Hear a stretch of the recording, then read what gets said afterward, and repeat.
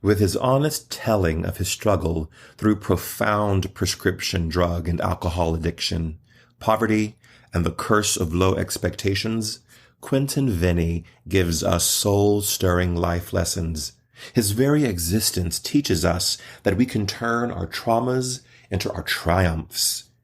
We all have to receive forgiveness and extend it to people who hurt us, even when we don't want to. And in a world where society often strips people of their humanity, when we have the courage to tell our stories to one another honestly, that's when we can feel and see each person we meet through a lens of empathy and compassion. Hello, and welcome to another installment of At the Podium with me, Patrick Huey. At the Podium is a platform where we will learn from people who come from different walks of life, careers, and experiences, but all share one thing in common. They have stepped fully into the transformative power of saying yes to the unexpected turns of their lives, and they are now using the power of their voice, or podium, to make an impact on the world we live in today. At the Podium is the intersection of art, culture, and big thoughts wrapped up in good old-fashioned conversation. Today, I'm thrilled and humbled to share the podium with Quentin Vennie. Quentin is a celebrated wellness expert, motivational speaker, and author of the best-selling memoir, Strong in the Broken Places. He is the co-founder and CEO of the Equity Company, and his work has been featured in the Huffington Post, Thrive Global, Afrotech, Entrepreneur, Fox News, and many others.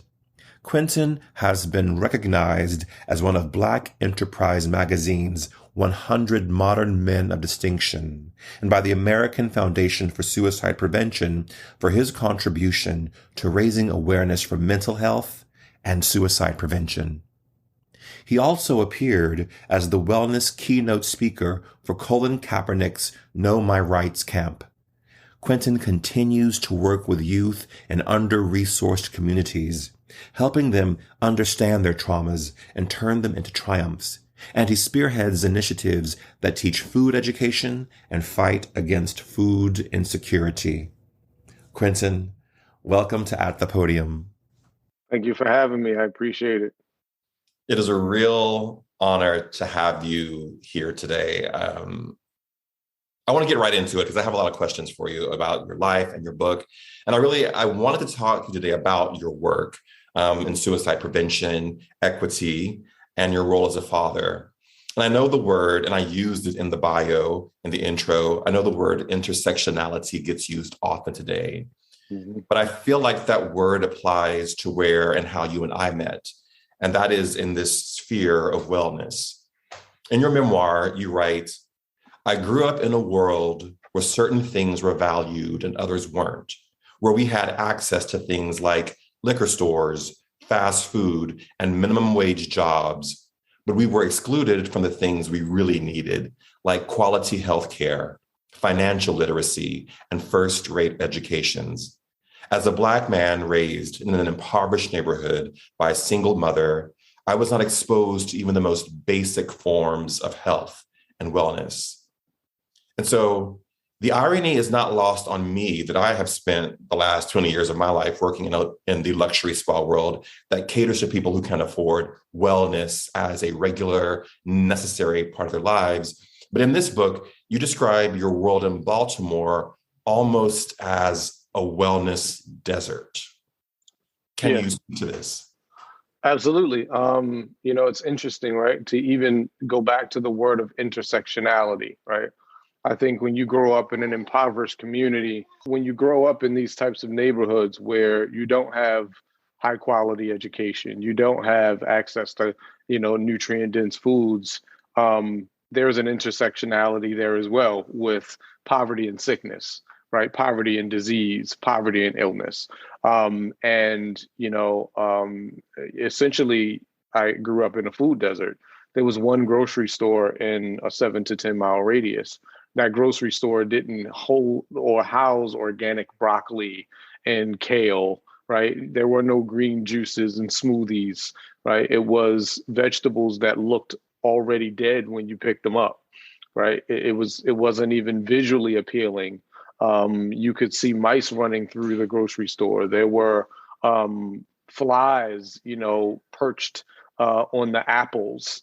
It didn't make healthy food even look appealing, right? And so when you have that as your visual aid, then you go and have a Checkers and a McDonald's and a Burger King and a carry-out Chinese store. There were 5 Chinese restaurants, Chinese carry-outs, in like 2 blocks, right? You had a liquor store on one corner and then a pharmacy on another, and then a gas station, and then a pharmacy, and then another liquor store across the street from that, right? Like there were 3 liquor stores in a 2-block radius.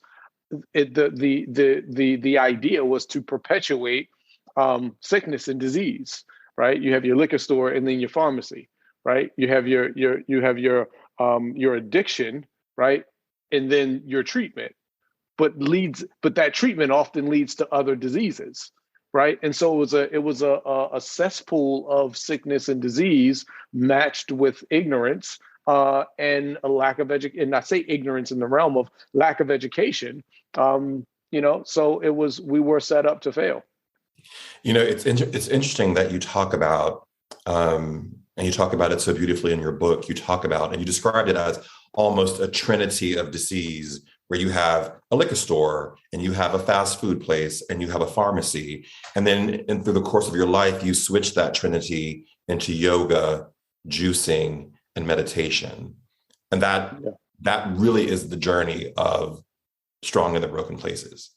That is 100% the journey, right? It's like, we find strength in our brokenness, right? And coming from that type of environment, I was born into a broken community, right? A broken community from society standards, right? A broken community from, being broken away from resources and opportunities.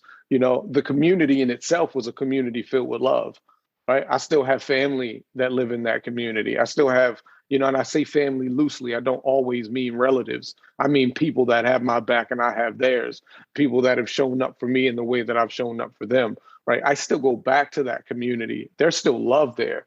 I was just there a month ago, right? I have the privilege to never go back, right? Financially, I have the privilege to never go back, but it would be a disservice to not. It would be a disservice to me, and it would be a disservice to the individuals, the young, ladies and gentlemen that are growing up in that community as well, to not see someone that comes from where they come from, that live the life that they live, exceed beyond society's expectations. I want to talk about the book. It's your memoir, Strong in the Broken Places. But to me, Quentin, it really read as a manifesto of what is possible for the spirit and the soul to achieve. I want to ask you, was it grace that helped you survive a life that you really should have ended up as a statistic? Yeah, I think it was grace. I think it was a testament to the fact that prayer works. I think that it's a testament to the fact that prayer without works is dead. And it is a testament to the resilience that we have as human beings, more importantly, as Black people, right? This book wasn't, it was a blessing to be able to write it about my life, but I was speaking for everybody that looks like me. I was speaking for everyone who comes from where I come from, anyone who can relate to trauma, to trial, but also, to triumph. I wanted people to be able to see the human being that existed in me, to help them see the human being that existed in themselves, because society doesn't remind us of our humanity. It often strips us away from it, right? And so my vulnerability enables me the opportunity to connect and identify with somebody else's humanity by showing mine. And that's really, you hit the nail on the head for me in terms of what I want this platform to be, is that when we share stories, we share humanity. And that's the way that we start to see each other, not as you, them, us, y'all, but we see each other as one group of people, one species having a lived experience at this particular time together on the planet. Because that's how we get through it, I think. 100%. You know, I think I often say, you know, in workshops and in keynotes, like if we took away all of the things that society gave us to separate us, right? Organized religion, gender identities, you know, race, all of these socioeconomics, if we strip away all of these things, we're all the same, right? It's our lived experience that makes us different. I wanted to ask you, because the book, there's an interesting trajectory in the book. You grow up, your father is 17 when you're born. He's there somewhat, as I guess as much as a 17-year-old can be there for a child when they're 17. And then he gets really caught up in the world of drug abuse and addiction, and you see the impact on you as a child living through that. And there are some poignant moments in the book, you know, when your father gets beat up and you come to see him and he's laying on the sofa and I think it's your great grandmother's home. My great grandmother's home. Yep. And he's bleeding and he won't even look at you. And you have this impulse in the book that you describe to go to him and try to be with him. And then not too long after you graduate from high school, you end up selling drugs and becoming a pretty significant drug dealer along the East Coast of the US.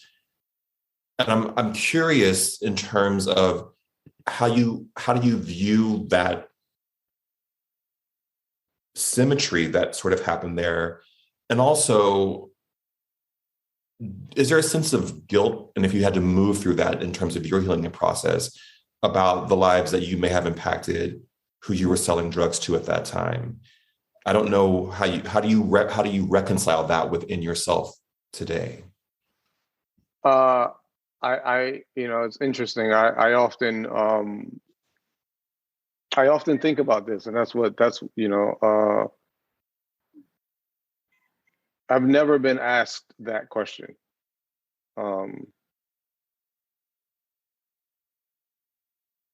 That's a powerful question to ask, because I think I still battle with that every day, right? Like I still battle with, and I say this, you know, to not get emotional, not because I'm afraid of it, but because I want to be able to eloquate this properly.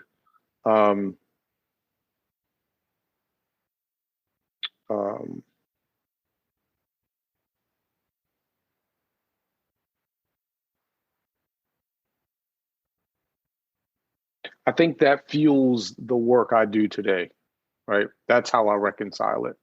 I'll never go back and have the ability to apologize.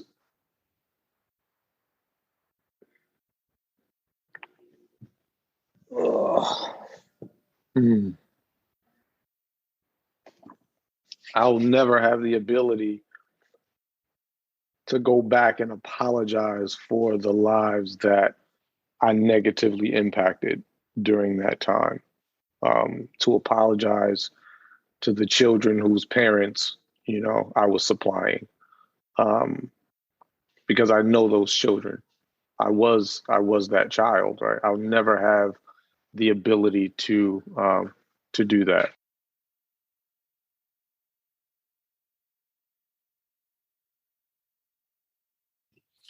And I think that motivates and pushes me for everything that I do now, right? Because I can't change those lives. I feel an anointed responsibility to change other people's, right? To be a beacon of possibility and hope. You know, I try not to live my life with regret, right? Because it is those experiences, it's through those experiences that has allowed me to grow and become the person that I am today, to do the work that I do today, to make the impact in the world that I do today. And it's because of having context, right? Mm. It's because of those mistakes, it's because of those decisions that I can look back subjectively and make the conscious decision to be the opposite. Mm. I also can't apologize for doing what I needed to do or what I felt I needed to do in the moment to survive. And you know, and so there is a dynamic there, that I still struggle with. I still sometimes experience survivor's guilt. I still um, am unsure of the full and complete um, discord and challenge that I created during that time. And it's unfortunate that my means of survival um, meant the potential detriment of someone else's livelihood. And so, I didn't shy away from being honest in the book, because I wanted someone to eventually ask me that question so that I could then explain further. And so you just did that. So if for selfish reasons, I thank you for that. I thank you for answering the question. And I think the other side of that question, and it runs throughout your book, is the idea of forgiveness. And I don't know how I had an absent father, for many reasons. And I think many people have absent parents in their lives. And it is something that at 50 years old that I still struggle with today, is really sort of, how do I forgive that?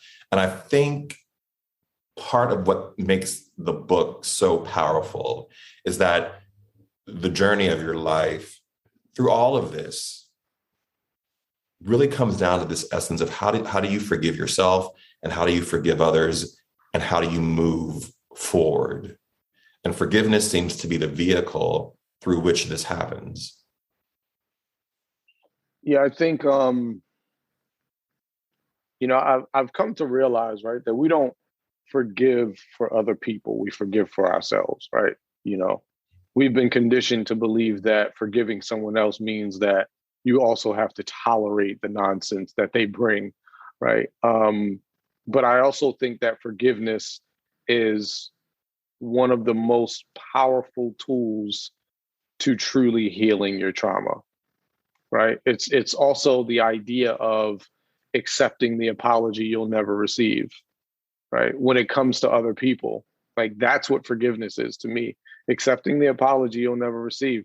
What I didn't write in the book is that I was sexually molested by a neighbor's son at 7, right? I had to grow up, for a lot of my formative years, questioning my own sexuality, you know, and then loving this person's family so much that I would never tell them what had happened, because I would never want his parents to look down upon him, right, and question their child, right, and so I had to accept the apology that I would never get, because if I didn't, I would be walking around carrying that burden, that ultimately led me to discovering who I truly was, right? When so much of my life I was fighting against it, trying to fit into these categories and these ideals that I had never accepted for myself. Is your father alive today? He is. And have you been able to reconcile that relationship, or is it still in process? Yeah. No, I've been able to build the relationship with my father that I want. He missed the opportunity to be a dad, right? Like, I've never called a man dad in my entire life, And so when I hear it from my own kids, it means that much more. But it's also something that I'll never understand, right? I'll never understand what that feels like, and I'm fine with that, because I was able to create that for somebody else, for my own children, and so there were a lot of things that he missed, and he'll never be able to get that back. But I forgive him for his mistakes. I forgive him for not being there when I needed him, because it taught me how to be there for myself, right? All of the things that he wasn't able to provide for me, I am now able to provide for my children. Mm. And the way my life has turned out, who would I not be? Who would I be to not forgive him?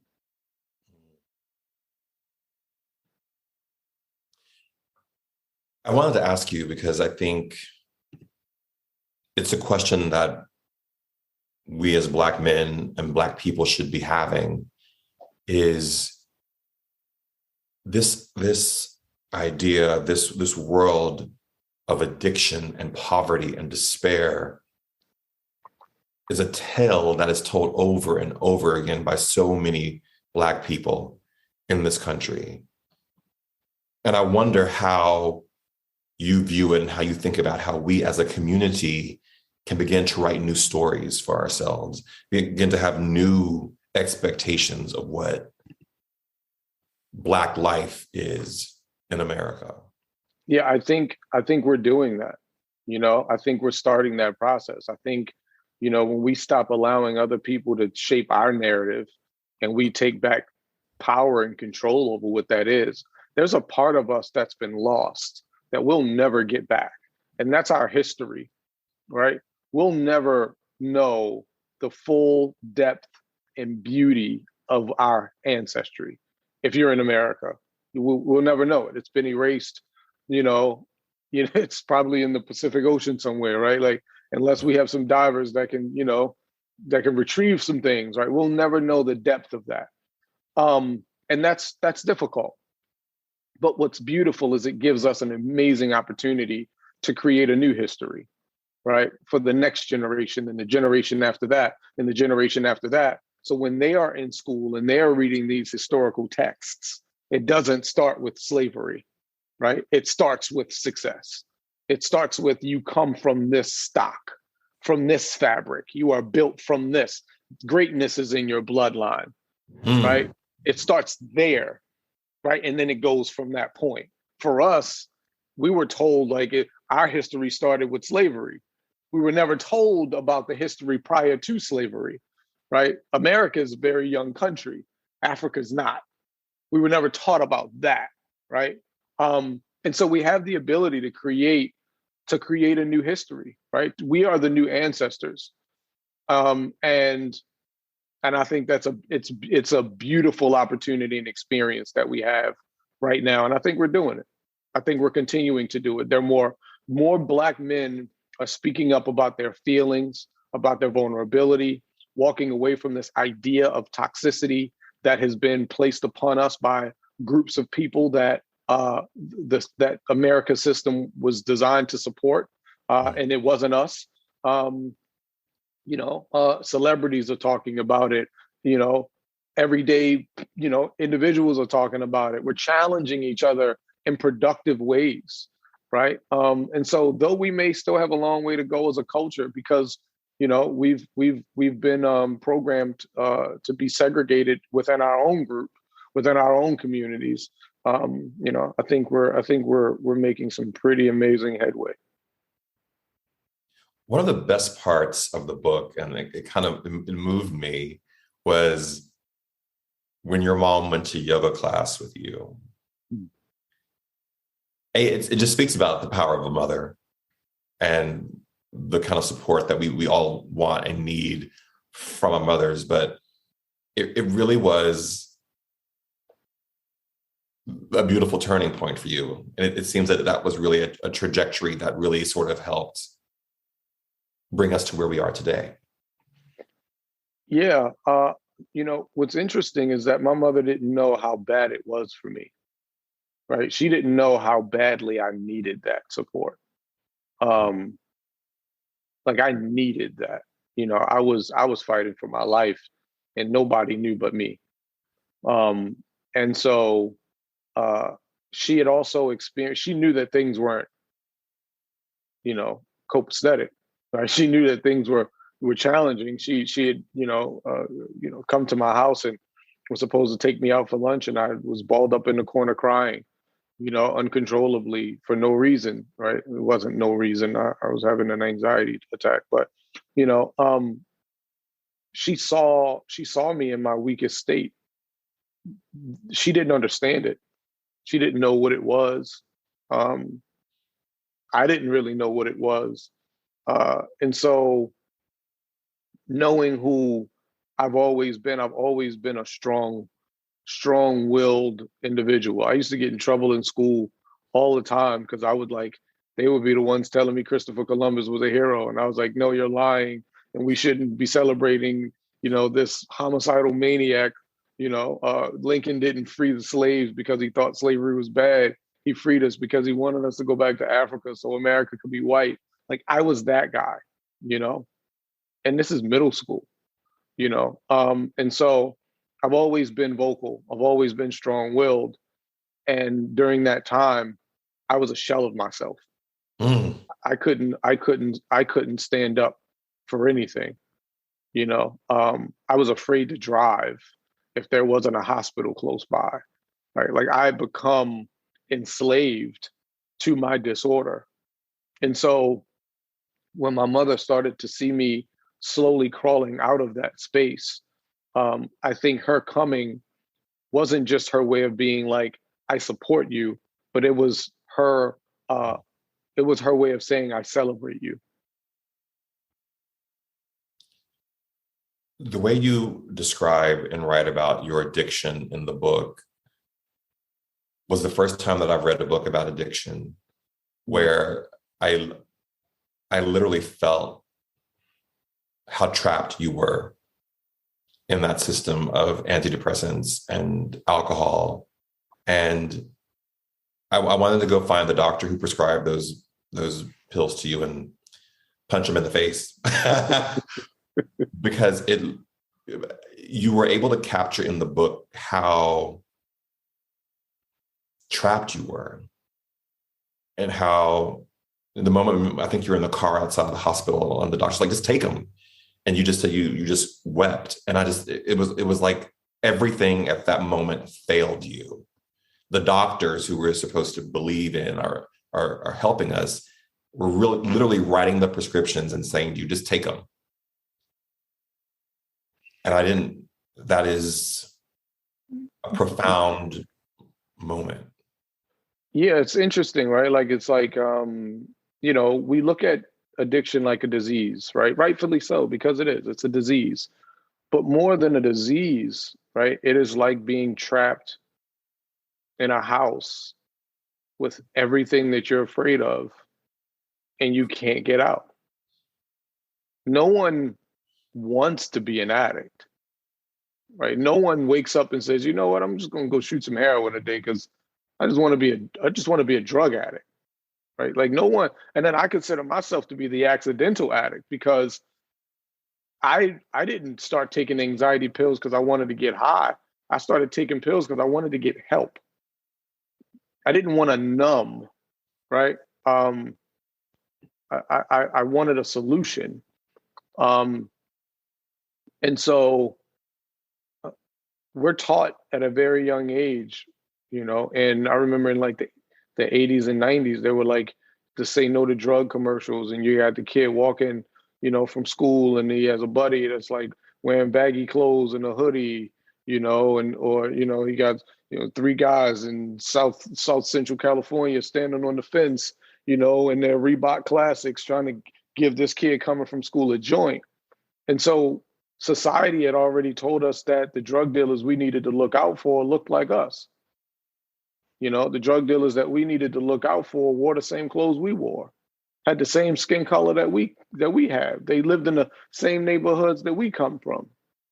They never told us that the drug dealers that would impact our lives in so many ways have PhDs. They have lab coats. They have the ability to write prescriptions, right? We are nothing more than experiments.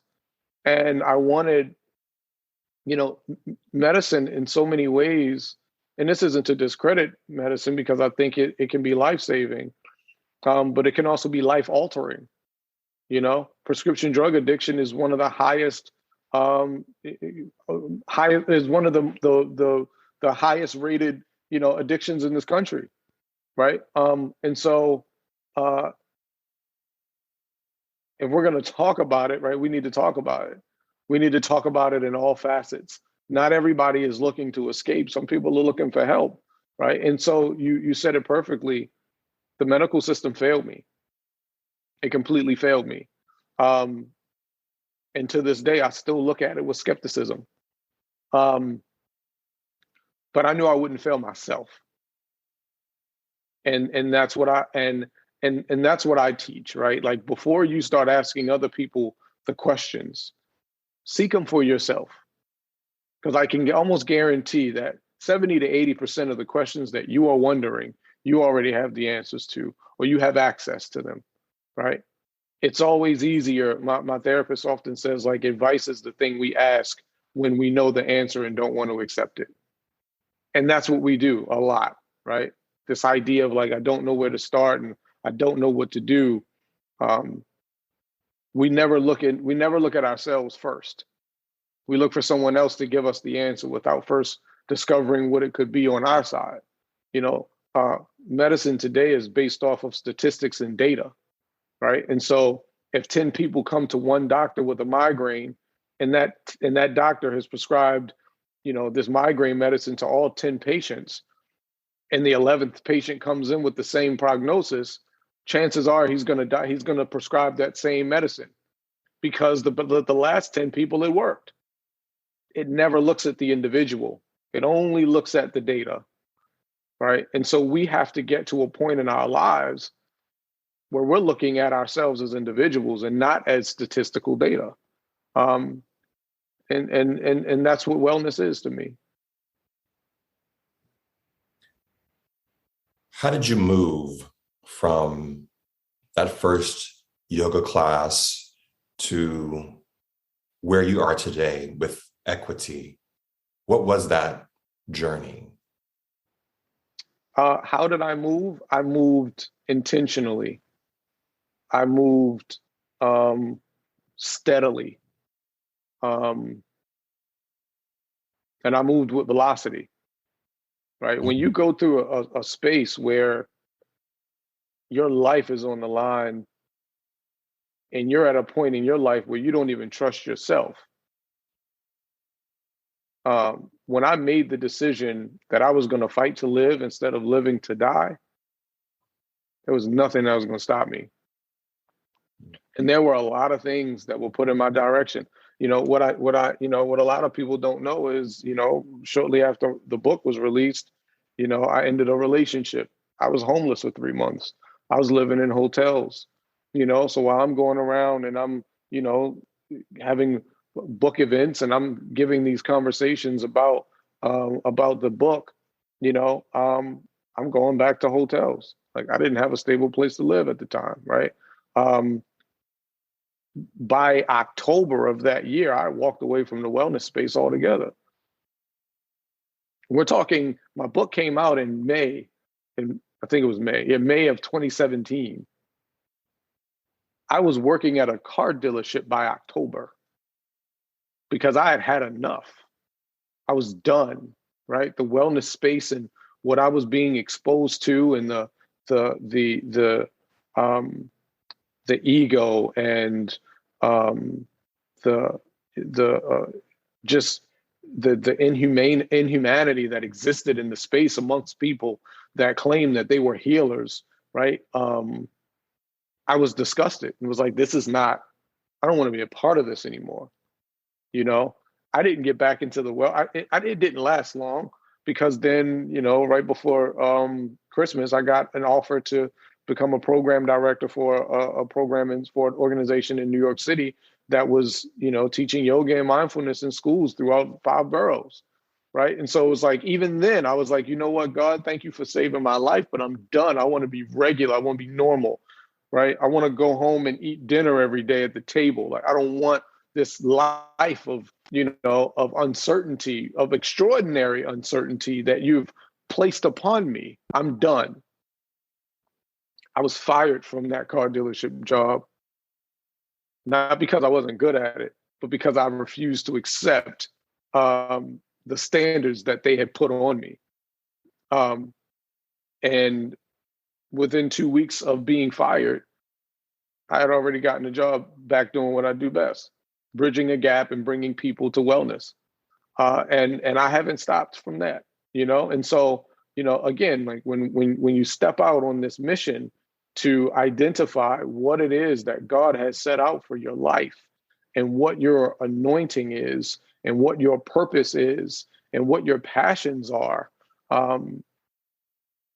even God won't let you give up on yourself. And how do people step out? Because I think so many people they feel the anointing. They know it's something else. And they can't move into that space. Yeah, I think for me, and it may sound extreme, but I think like you have to be willing to risk everything to gain anything. Right? It's like you have to be, whatever we're anointed to do, it's not going to be easy, right? Like God's not going to anoint us to be a painter and all of a sudden we become Basquiat, right? Like Basquiat was homeless at once too, right? Basquiat wasn't Basquiat until after his death, right? And so,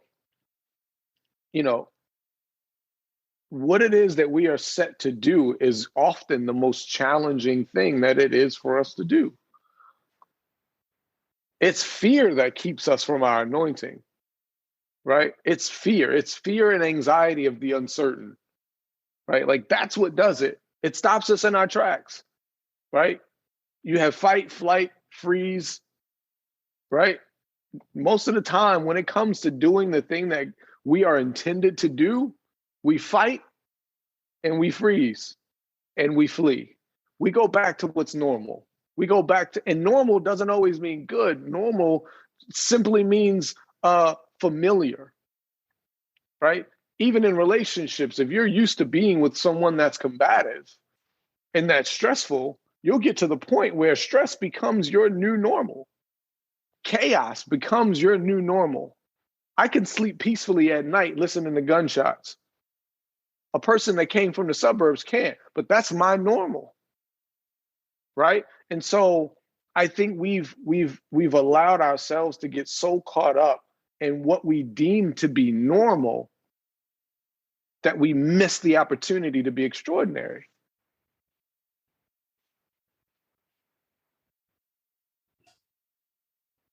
Yeah. Tell me, what is equity and how did Goop and Gwyneth Paltrow enter your life? Equity is my tea company. It's a tea company that my wife and I started. We launched January of this year. It was started as a result of our son's ADHD diagnosis. He was diagnosed with ADHD when he was 7, and because of what happened with me in my journey with medication and all of that, I made the conscious decision to manage his diagnosis holistically and naturally. But as he got older, he found it super challenging to focus, to retain information. Reading was hard, and so went to his neurologist and spoke to her, and she was like, well, listen, one thing you can try is let him drink 2 ounces of green tea like 30 minutes before a test, or a big assignment. And the idea is that a lot of the chemical compounds that make up drugs like Adderall are very similar to the chemical compounds in caffeine. And by giving him a controlled dosage, right, or a controlled amount, a reduced amount, the idea was that his body would metabolize it very much in the way that it would Adderall. Like if you give Adderall to a person who doesn't have ADHD, they'll be all over the place. You give it to a person with ADHD, it helps them focus. You give, caffeine to a person who doesn't struggle with focus issues, they'll be, like your Starbucks people, like, zoom in and out all day long. You give it to a person that struggles with focus, it'll help them.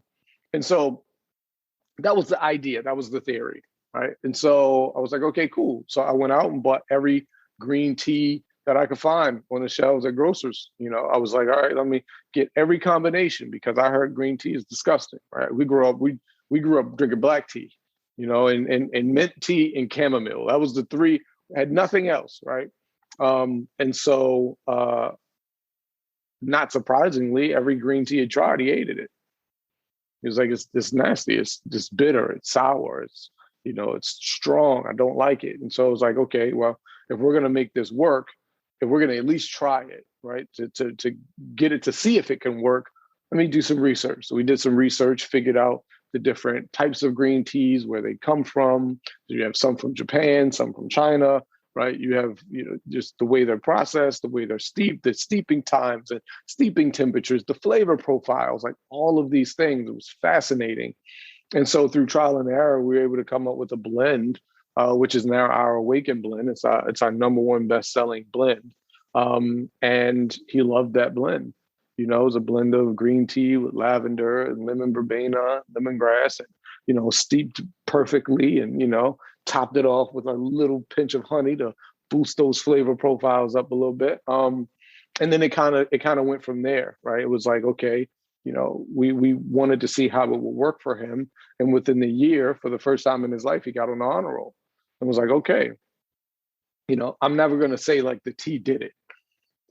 But it contributed. It gave him a ritual. It gave him something to look forward to. It gave him something that he knew, you know, he could do this to help combat this thing here, right? And so we did that, and then, you know, because of my anxiety, I've struggled with insomnia, right? And so started researching different herbs and roots and plants that could actually help with insomnia, and came up with a blend there. You know, I've also struggled with seasonal allergies for the majority of my life. Wanted to find different things that could, like astragalus root, like burdock root, like tulsi, right? The peppermint that could help with seasonal allergies, and created a blend, you know, called Breathe right there. And so, you know, within a few months, you know, my wife and I had like 7 different teas that we were just drinking as a family. You know, and I walked away from my job as an executive. I was depleted from doing race equity coaching, and came up with the crazy idea and was like, hey, we have these 7 different teas. They're working for our family. Let's start a tea company. Let's make these teas accessible to other people who we know are struggling with the same thing that we're struggling with. You can't find these teas on the shelves at your grocer yet, right? Like they didn't have them when we were looking for them, and so we created what we needed, and as a result, you know, we were able to begin growing a company. Gwyneth and Goop, you know, I think Gwyneth is one of the most selfless individuals I've ever met in my life. How she gives of herself when she doesn't have to, right? It's remarkable. And we had followed each other on social media. I slid in her DMs initially to ask if I could write an article for Goop, because I'm a published author. I'd written, you know, articles for Mind Body Green and Huffington Post and Thrive Global and all of these places. And she was very responsive and was like, hey, I think you're dope. I think the work that you do is super cool. I'll plug you in, you know, to work on an article. And we went through that process. And while going through that process of working on the article, I was like, hey, by the way, I'm also starting a tea company. Would love for you to try some of our teas just to see what you think. And she was open to it. And I sent her some. She loved it. But before she even told me she liked it, it was already on her Instagram stories. You know what I mean? And so I was like, okay, she's digging this. She's enjoying this. And you know, from there, a beautiful, beautiful friendship has spawned and you know, has been established. And, you know, I was like, hey, you know, as a result of your support, I think it would be awesome to create a few blends straight for Goop. She was like, oh, I would love that idea. You're so kind. we created 3 blends that are exclusive to Goop. And things just continue to grow from there. Quentin, you have had such a full and rich life with so many inflection points. And I wonder what point of your life, what decision was your biggest yes, required the biggest leap of faith for you? My biggest yes was saying yes to life, saying yes to living. There was no doubt in my mind. I'm a persistent person. If I didn't say yes to living, I would not be here right now.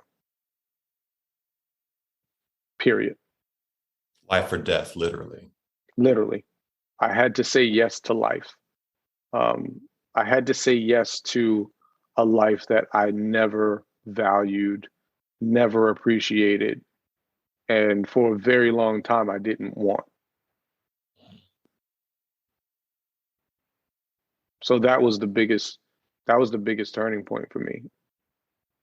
I grew up never feeling accepted in any of the communities or environments that I was in, never truly feeling accepted, never truly feeling like I belonged in either. I was either too black for the white kids and administrators at school, or I spoke too proper and was too white for the black kids that I was hanging out with. Right? I was never able to just be me. And so going through that, feeling like my father's addiction was a result of my birth, and making things challenging for him, that he didn't just want to escape his circumstances, he wanted to escape his responsibility as a father. Then feeling like my mother had to sacrifice dropping out of college in her junior year because she was pregnant with me and didn't have much support, and then her and I being homeless for like 3 or 4 years. And I say homeless, but really sleeping with, staying with my aunts and uncles and her best friends and all of these things. It was like my life, I felt that I was a burden to everyone and everything in it. Even after having kids and, going through what I went through with my oldest son's mom, and, then not being in a good space, when my youngest son was born, and just, I felt like everybody's life would be better if I wasn't in it, and then I wouldn't have to deal with the guilt of feeling like that burden. And so most of my life, I just didn't care if I lived or died. And then society had already told me who I'd be and who I wouldn't be, who I could be and who I couldn't be. They already depicted my death at 18 or 21.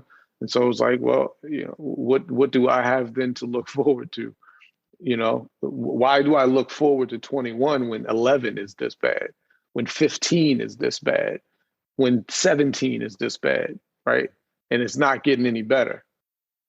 The distractions just come in, right? There's enough to distract me from my reality that will still persist when that distraction is gone. Why do I want this? And then I'd gotten to that point where, I tried to take it. And as I tried to take it, God kept giving it back to me.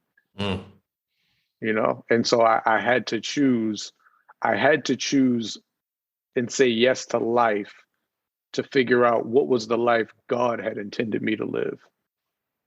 Not the one society told me I would have, or the one that my limited imagination conspired to be, right, or to exist in, but the one God wanted me to live. And I must say, God is an amazing God. Well, Quentin, man, thank you so much for your time today and your willingness to share your story and your voice and your life with us. I am beyond grateful to you. No, I am. The sentiment is shared, my friend. Thank you for the honor. Thank you for creating this platform. This was one of the This was one of the most important conversations I've ever had publicly. So, well, thank you. I Thank you. appreciate you. To those of you who are watching and listening, remember, we all have a voice. Use yours wisely. Thank you.